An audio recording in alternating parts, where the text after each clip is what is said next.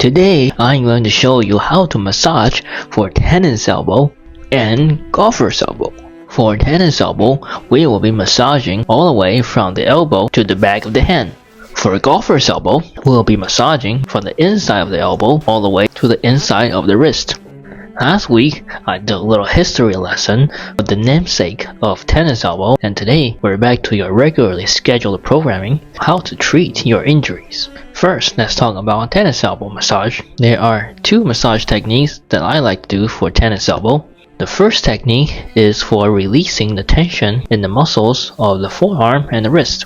The muscles of the forearm and the wrist are small enough that I feel it's much easier to just use my thumb and run my thumb along the forearm from the elbow to the back of the hand. For today's massages, it would be a very good idea to use some type of massage cream or even just some lotion. It will make the massaging much easier on your fingers. There will be less friction between the fingers and the skin of your forearm. If you don't have any massage cream or lotion, or if you're on the go, you don't have to use massage cream. Your skin might get a little red from the massaging. I do this for a minute or two, and I'll follow this up with some static stretching for my wrist extensors. And this helps to further release the tension in the muscles of the forearm.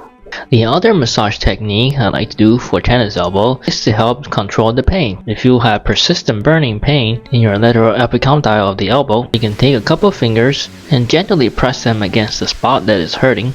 This calming pressure helps to inhibit the pain in the muscles to a certain extent.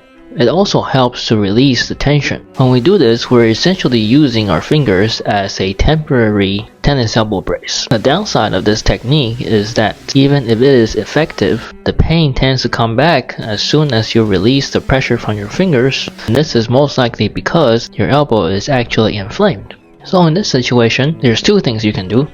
First, if you are resting, you can use an ice pack, which is much more effective in decreasing inflammation in the muscles. And the other situation is if you are busy and you're not resting, you're busy at work or you're busy at school, and you don't have access to ice for the moment, what you can use is a tennis elbow brace. This way, you can still use your arm, do your daily activities, your work, your school, and you don't have to constantly keep your fingers on your elbow to relieve the pain. If you don't have the tennis elbow brace yet, you can use an elastic bandage instead. Just make sure that it's not too tight, so it doesn't cut off any circulation. Also, for both the tennis elbow brace and the elastic bandages, you're not supposed to put these directly over the spot that is hurting. Instead, you're supposed to put it a little bit away from the spot that is hurting, about an inch or so. In the instruction manual for the tennis elbow brace, it is generally recommended that you put the brace 2 inches from the elbow crease. And this is because the mechanic of this tennis elbow brace is not exactly to inhibit the pain like the massage technique, but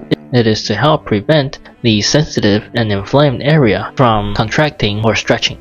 Now let's talk about how to massage for golfer's elbow. Similarly to tennis elbow, I like to use my thumb and run my thumb from the elbow down to the wrist, except this time it is from the inside of the elbow to the inside of the wrist. And I do this for a minute or two, and then follow it up with some static stretching to further decrease the tension in the forearm and the wrist. If you cannot use your thumb to massage your forearm for any reason, you don't have to use your thumb. You can use your fingers. I prefer to hold the fingers loosely together like this, like a cupping hand, and then I just run my fingers down the forearm like I did before with the thumb. Now if you ask, what about massagers? What about massage guns? Well, my personal opinion is most massage guns are a bit too bulky to massage this part of the body. The forearm doesn't have very large muscles. Although you can use massage guns, it is not necessary. Just in my opinion, it is easier to use your own fingers and your thumb. But if you happen to have something small and portable like the Bob and Brad Q2 mini massager, which is compact, powerful, and easy to hold, I'll say why not?